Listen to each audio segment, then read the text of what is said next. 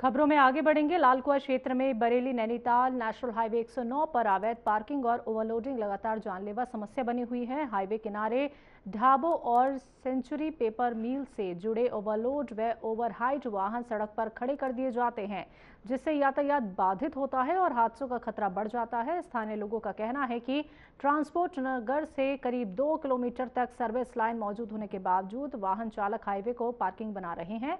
VIP gate क्षेत्र में रोज जाम की स्थिति रहती है। बीते 2 वर्षों में कई गंभीर हादसे हो चुके हैं। ताजा मामला शनिवार का है, जब तेज रफ्तार ट्रक ने स्कूटी सवार दंपति को कुचल दिया, जिससे दोनों की मौत हो गई। घटना के बाद लोगों में आक्रोश है और सख्त कार्रवाई की मांग उठाई है। वहीं पुलिस का कहना है कि अवैध पार्किंग के खिलाफ जल्द ही विशेष अभियान चलाया जाएगा और नियम तोड़ने वालों पर कड़ी कार्रवाई होगी।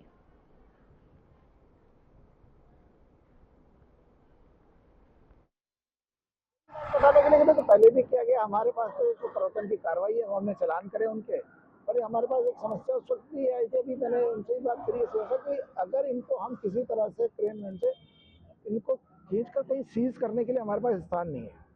अगर सीज करने के लिए कहीं स्थान होता तो फिर हम वो कार्रवाई करते, बाकी चलान हम लोग लगातार करते रहते हैं।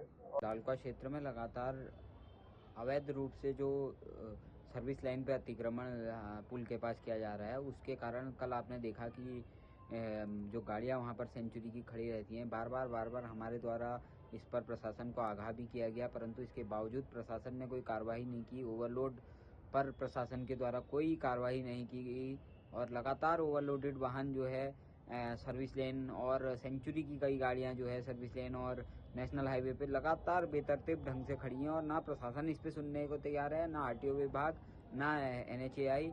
इसका खामियाजा कल 2 जाने गवाकर हम लोगों को चुकाना पड़ा।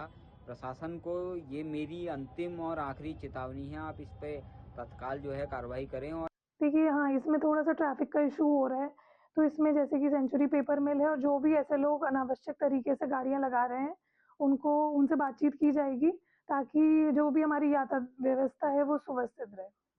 मैं लोगों को यही कहूँगी कि जो भी हमारे यातायात नियम है उनका तरीके से पूरी तरीके से पालन करें, और जो भी हमारी टीमें हैं वो लगातार चेकिंग कर रही है, एमवी एक्ट के चालान कर रही हैं। जो भी लोग यातायात नियमों का उल्लंघन कर रहे हैं उनके विरुद्ध सख्त से सख्त कार्रवाई की जाएगी।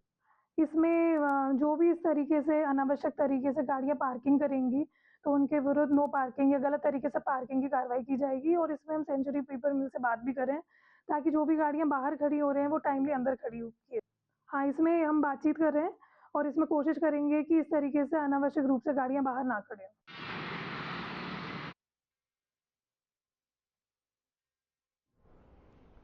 लाल कुआं के हल्दी चौड़ में सोशल मीडिया पर एक वीडियो तेजी से वायरल हो रहा है, जिसमें अभद्र भाषा और जाति सूचक शब्दों का इस्तेमाल किया गया। वीडियो के वायरल होते ही इलाके का माहौल तनावपूर्ण हो गया है। तो कांग्रेस एससी विभाग के जिला अध्यक्ष इंद्रपाल आर्य के नेतृत्व में लोग पुलिस चौकी पहुंचे और आरोपियों के खिलाफ कड़ी कार्रवाई की मांग की। आरोपी के नाबालिग होने का हवाला देकर समझौते की कोशिशें प्रदर्शनकारियों ने नाकाम कर दी। तो पुलिस ने मुकदमा दर्ज कर आरोपी युवक को हिरासत में ले लिया है और उससे गहन पूछताछ की जा रही है। तो क्षेत्र में शांति व्यवस्था बनाए रखने के लिए पुलिस बल पूरी मुस्तैदी से नजर बनाए हुए है।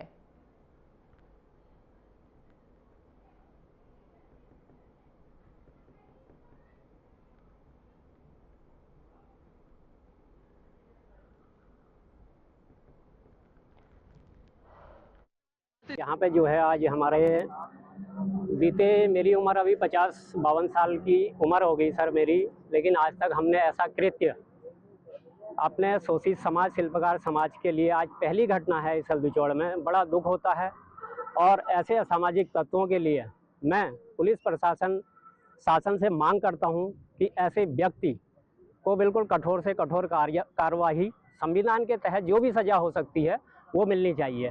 अगर पुलिस प्रशासन ऐसे कृत्य करने वाले लोगों को बख्शता है या हमारी तहरीर में या कोई ऐसा दबाव ऊपर से प्रेशर बनता है, तो हम इसके लिए जन आंदोलन करेंगे, सड़कों पर आएंगे, माताएं और बहनों के साथ हम धरना प्रदर्शन करेंगे और SC ST एक्ट के अंतर्गत हम कार्रवाई की मांग करते हैं।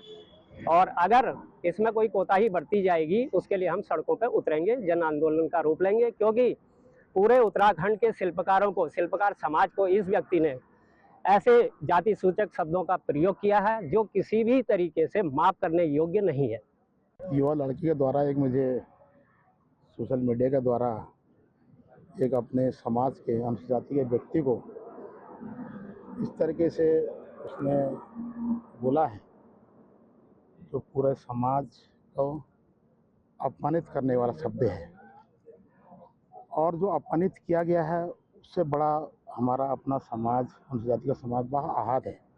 इस बात को जहाँ सब्र समाज में, जहाँ सब लोग हम एकता की बात करते हैं, जहाँ लगातार हम लोग सब एक हैं, एक माला में पिरोते हैं, हम लोग एक राजनीतिक परिवार से आते हैं, हमारे पूरे एक संबंध सभी लोगों से हैं, और एक व्यक्ति इस तरीके से बोलना, पूरे समाज को अपमानित करना, तो कहाँ से जोश आया उसको, इसको समझने का विषय है। ग्राम सभा राजनगर में 4 बंगाली परिवारों की जमीन के पट्टे निरस्त किए जाने के बाद उसी भूमि पर आंचल दूध फैक्ट्री स्थापित किए जाने की प्रक्रिया जारी है, जिससे प्रभावित परिवारों में नाराजगी है। इन परिवारों का कहना है कि वो वर्षों से इस भूमि पर रह रहे हैं और अब उन्हें बिना उचित पुनर्वास के हटाया जा रहा है, जिससे उनके सामने रोजगार और आवास का संकट खड़ा हो गया है। तो आपको बता दें कि परिवारों और ग्रामीणों द्वारा पिछले 15 दिनों से धरना प्रदर्शन किया जा रहा है, जिसमें समाज सेवी सुब्रत विश्वास और संजय उन्होंने प्रशासन से पहले पुनर्वास और रोजगार की व्यवस्था करने की मांग की है, अन्यथा आंदोलन को और तेज करने की चेतावनी भी दी है।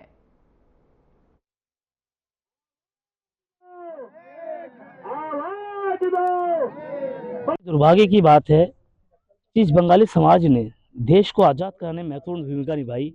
आज उस बंगाली समाज को जो है अपने अपने छोटे छोटे बच्चों को इस कड़कड़ाती ठंड में, जनवरी की ठंड में अपने बच्चों को लेकर यहाँ बैठना पड़ रहा है। जहाँ बच्चे स्कूल में होने चाहिए थे, जहाँ बच्चों को खेलना चाहिए था, वहाँ बच्चे आज जो है इस टेंट पे बैठने को मजबूर है आज 15 दिन से। और यहाँ की शासन प्रशासन को सुध लेने वाला नहीं है।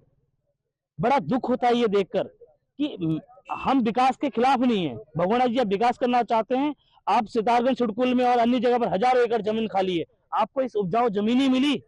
आप कह रहे हैं कि अतिक्रमण की जद में है। 19 हमारे जो बंगाली समाज को यहाँ पुनर्वास के तहत ये भूमि आवंटित हुई थी। पहले तो मैं बहुत लेट पहुंचा क्योंकि मैं उड़ीसा, छत्तीसगढ़, मलकानगिरी के बंगाली समाज के संग जो उत्पीड़न हो रहा था उसके लिए मैं लगातार मीटिंग कर रहा था, वहाँ के लोगों को जागरूक कर रहा था। क्योंकि समाज में एक चीज मैंने देखा कि दोनों क्षेत्रों में हमारे जहाँ पर भी बसाया गया बड़े दुखद और बड़े बुरी स्थिति में बसाया गया, और आज सब जगह से हमारी जमीनों को छीनी जा रही है। चाहे आप मलकानगिरी बोलिए, चाहे आप उत्तराखंड बोलिए, या आप उत्तर प्रदेश बोलिए, या विभिन्न क्षेत्रों मध्य प्रदेश, तेलंगाना, सब जगह एक जैसी स्थिति है और उस स्थिति से हम अनभिज्ञ नहीं है। मैं लगातार जिन क्षेत्रों में जा रहा हूँ उन क्षेत्रों में देख रहा हूँ कि इनको सॉफ्ट टारगेट बंगाली समाज मिला है। बंगाली समाज को जो पुनर्वासन के रूप में जमीन मिला था,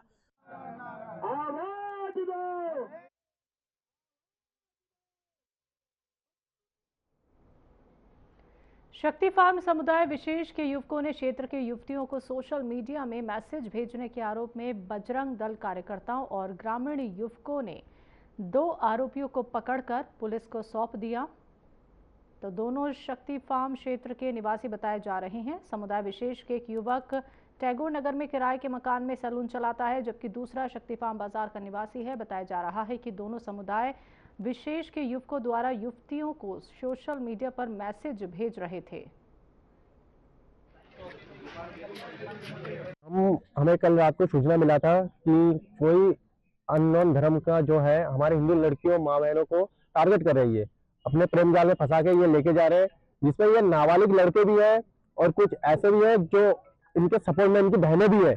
जिस तरीके से इसने कल बात किया हमसे, जैसे ये बता रहा था कि इसकी बहन आके इसको नंबर देती है, तो ये नंबर लेके ये लोग उसी लड़की से बात करते हैं, इनको टारगेट फिक्स करके लव जिहाद में फंसाते हैं। ये कर रहे हैं लव जिहाद में फंसा के इनको भगा के लेके जा रहे हैं।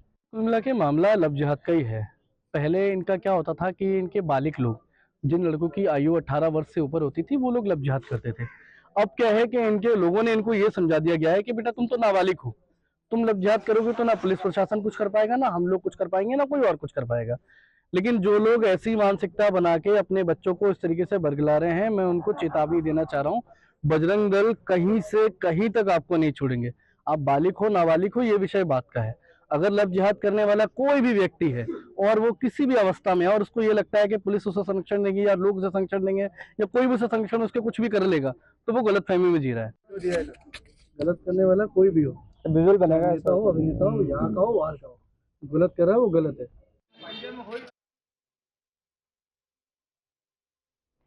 लालकुआ में बीते रोज राष्ट्रीय राजमार्ग 109 पर हुए दर्दनाक हादसे के बाद लालकुआ पुलिस एक्शन मोड पर है। बता दें कि नैनीताल वरिष्ठ पुलिस अधीक्षक डॉक्टर मंजूनाथ टीसी के निर्देश पर यातायात पुलिस के क्षेत्र अधिकारी रविकांत सेनवाल और कोतवाल ब्रजमोहन राणा के नेतृत्व में पुलिस टीम ने हाईवे और सर्विस लाइन पर की जा रही अवैध पार्किंग के खिलाफ सख्त अभियान चलाया, जहां अभियान के दौरान पुलिस ने 10 बड़े वाहनों के कोर्ट के चालान किए, तो वहीं दूसरी ओर 5 वाहनों के नगद चालान काटे। साथ ही इस दौरान पुलिस ने वाहन चालकों को साफ चेतावनी दी है कि भविष्य में हाईवे पर अवैध पार्किंग या यातायात बाधित करने वालों के खिलाफ कड़ी कानूनी कार्रवाई की जाएगी।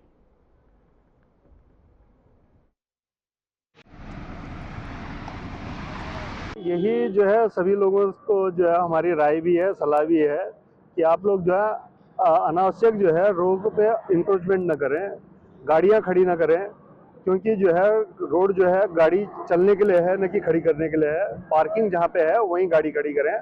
और ये लगातार हमारी ट्रैफिक की थाने की टीम जो है यहाँ पे अभियान करते रहेगी। आज जो है सारा जो है जितना भी ये सर्विस लाइन थी खाली करवाई गई, और क्योंकि अभी बीच में एक्सीडेंट भी हुआ है तो उसमें कारण यही निकल के आया है कि गाड़ियां अनावश्यक जो है खड़ी रहती है, तो इस पर कंटिन्यू कार्रवाई होते रहेगी बीच बीच में। संबंध में जो है पूरी रिपोर्ट कंपाइल करी जाएगी, उसके बाद ही जानकारी हो पाएगी कितने चलान। इसमें हमारी ट्रैफिक की है और जो है लालकुआं थाने से टीम है।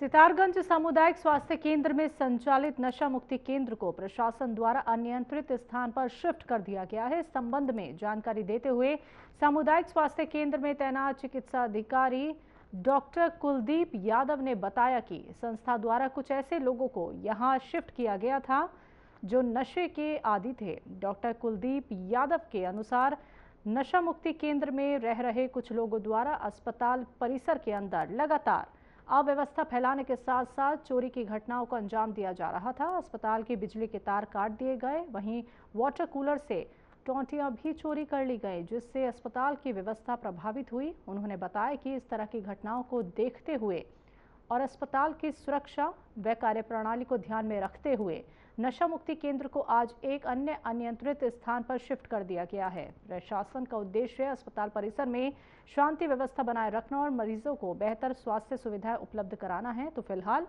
मामले को लेकर संबंधित विभाग द्वारा आगे की कार्रवाई की जा रही है।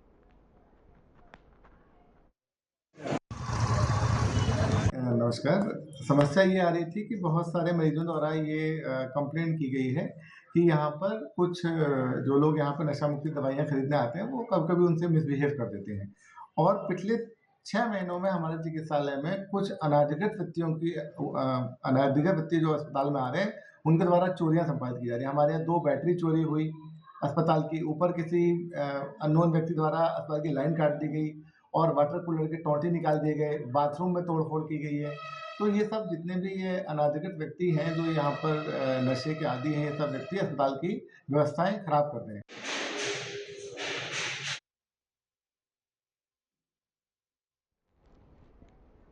खबरों में वक्त एक छोटे से ब्रेक का।